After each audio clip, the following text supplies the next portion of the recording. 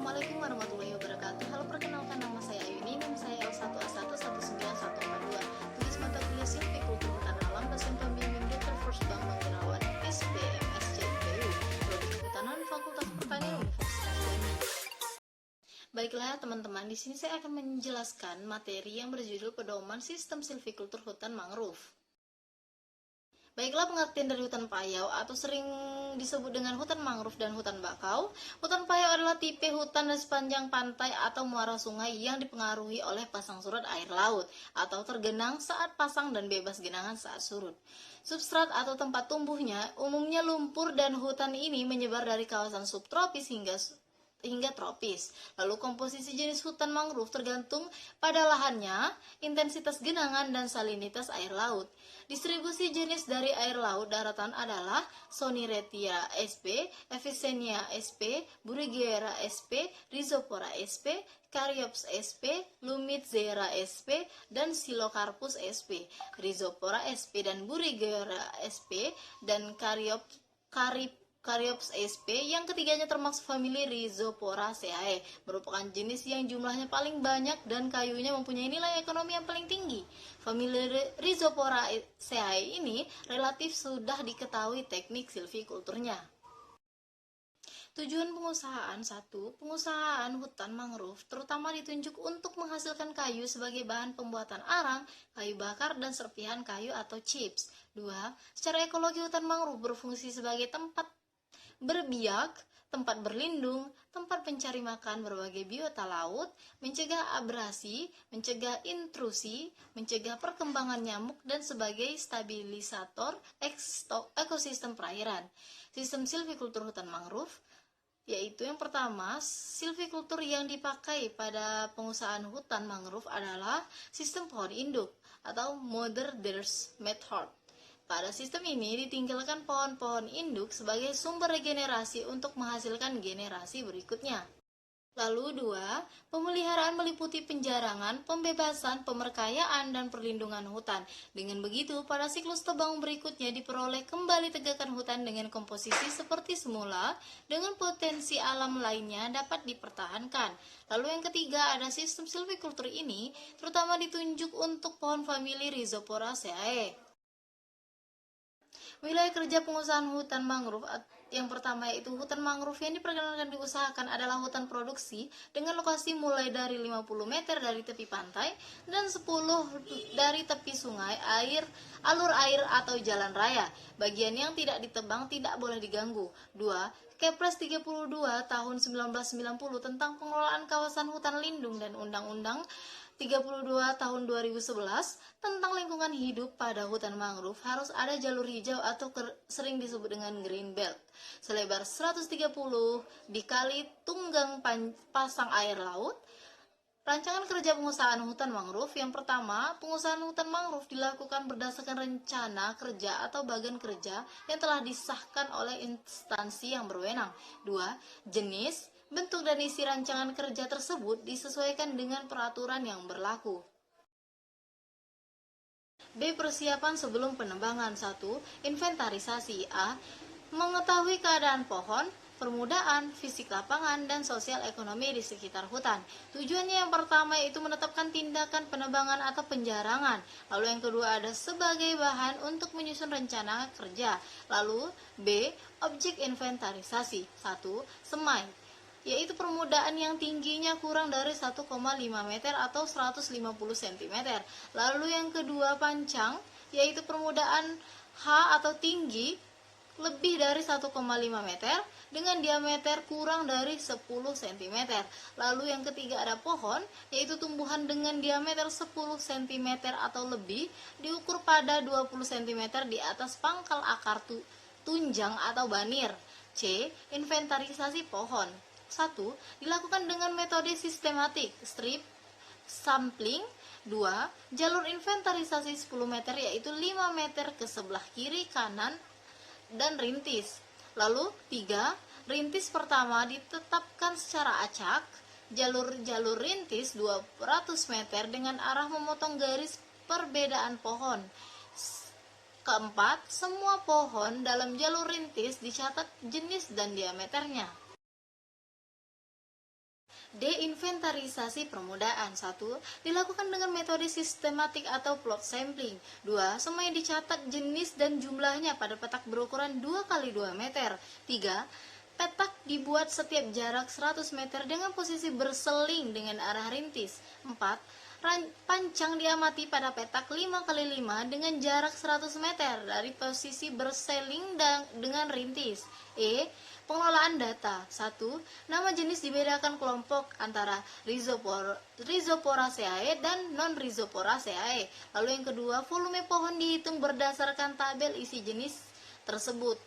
Lalu yang ketiga, volume dikelompokkan kelas diameternya 10 hingga 20 cm dan 21 hingga 30 cm dan 31 hingga 40 cm dan lebih dari 40 cm.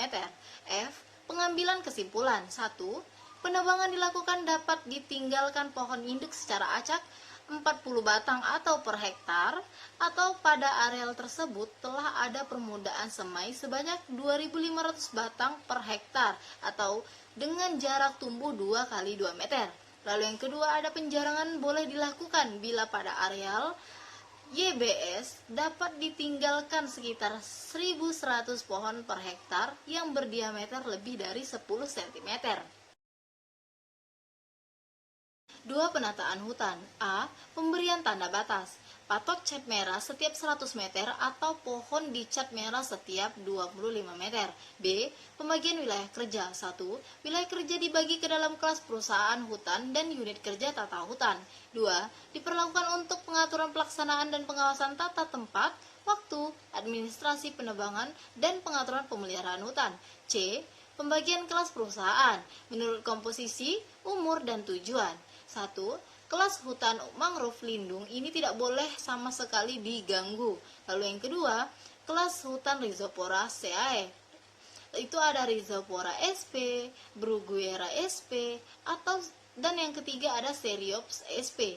Lalu yang ketiga ada kelas hutan mangrove bukan Rhizoporaceae. Kelas hutan Rhizoporaceae dibagi ke dalam 1. Kelas hutan mangrove masak tebang. 2. Belum pernah ditebang atau 30 tahun setelah tebang. 3. Kelas hutan mangrove dewasa, bekas tebang yang belum masak tebang atau berumur 10 tahun atau lebih. 4. Kelas hutan payau muda, bekas tebangan berumur kurang dari 10 tahun. 5. Kelas hutan mangrove rusak, tidak punya cukup permudaan dan pohon induk.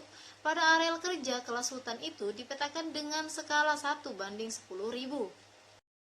D. Pembagian ke dalam unit kerja tata hutan. Wilayah kerja dibagi ke dalam areal kerja 5 tahunan untuk siklus 30 tahun.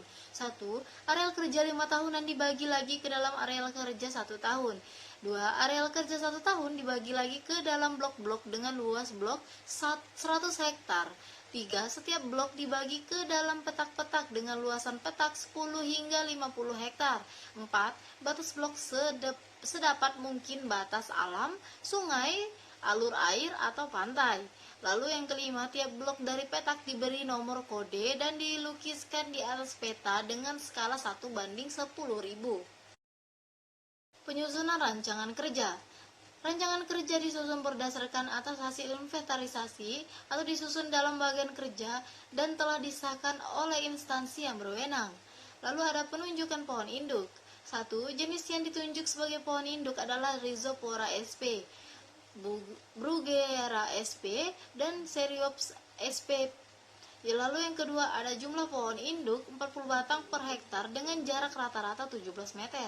Lalu ketiga, pohon induk berdiameter minimal 20 cm atau diukur 20 cm di atas banir. Lalu yang keempat, pohon induk harus berbatang lurus dengan tajuk lebat dan sehat. 5. Pohon induk diberi nomor urut dan nomor petak. Lalu yang keenam ada pohon induk dilukiskan pada peta dengan skala 1:10.000. 5. Penebangan pohon dan pengeluaran kayu. A. Batas diameter, peralatan, dan siklus tebang. 1. Pohon boleh ditebang bila telah berdiameter 10 cm. 2. Peralatan yang digunakan hanya parang, kapak, dan gergaji mesin. 3. Siklus tebang ditetapkan 30 tahun atau bisa disesuaikan dengan tempat tumbuh, tujuan pengusahaan, dan ekologi setelah mendapat persetujuan dari instansi yang berwenang. Lalu ada sistem penebangan.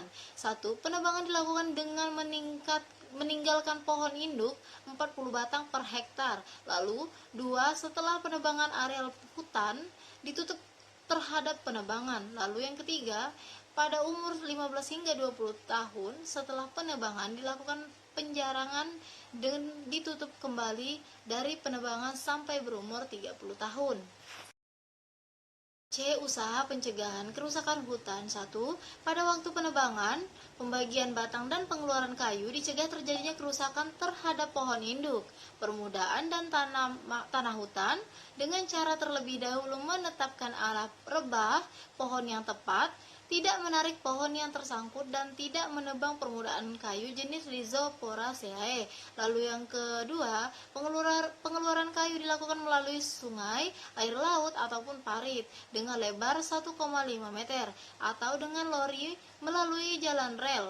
Menentukan area rel atau parit ditetapkan dengan cermat dan jarak antara rel dan parit atau parit kurang dari 200 meter. 3. Luas tempat penimbunan kayu atau TPN termaksud pembakaran arang dibatasi, yaitu 0,1 hektar per 10 areal penebangan. TPN dan jalan pengeluaran kayu digambarkan pada peta dengan skala 1:10.000. 4. Pemeliharaan bekas tebangan. A. Penjarangan. 1. Penjarangan adalah menebang sebagian pohon untuk memperlebar jarak antara pohon sehingga pertumbuhan yang ditinggal menjadi lebih baik. Lalu yang kedua ada penjarangan dilakukan 1 kali pada umur 15 hingga 20 tahun setelah penebangan atau jika hasil inventarisasi sudah lebih dari 1:100 pohon atau per hektar. 3. Yang ditebang pada penjarangan adalah pohon yang tumbuhnya tertekan, batangnya jelek, atau terkena serangan penyakit. Lalu yang keempat ada penjarangan dilakukan dengan meninggalkan sekitar 1 atau 1.100 pohon per hektar. Lalu yang kelima ada pada waktu penjarangan pohon induk dapat ditebang. Lalu yang B ada pembebasan dari tumbuhan pengganggu, yaitu pada waktu penjarangan tumbuhan pengganggu seperti tumbuhan pemanjat, pakis, dan jenis pohon yang kurang mempunyai nilai ekonomis ditebang atau dimatikan. C. Pengayaan. Areal yang rusak seperti bekas penebangan, kiri kanan rel atau parit, bekas TPN, pondok, dan sebagainya yang belum ditumbuhi permudahan harus ditanami jenis-jenis dari Rhizoporaceae. Lalu cara penanamannya yaitu pertama pembersihan lapangan dengan pemasangan ajir, pembersihan jalur selebar 1 meter, jarak antara jalur 2 meter dan arah melintang arah pasang pada jalur pasang ajir dengan jarak 2 sebagai tempat penanaman. Lalu 2. Pengumpulan buah. Buah atau benih dari famili Rhizoporaceae ini dipetik dari pohon induk sebagai buah perbanyakan tanaman, lalu disimpan 10 hingga 15 hari di bawah tegakan. Lalu yang ketiga ada penanaman. Buah yang diambil ditanam pada posisi ditancapkan ajir. Lalu yang keempat ada penyiangan, dilakukan pembersihan gulma sampai umur 2 tahun. Perlindungan hutan. Hutan dilindungi dari penebangan liar, penyerobotan tanah hutan, lalu hama dan penyakit, dan sebagainya. Baiklah teman-teman, sampai di sini dulu materi yang akan saya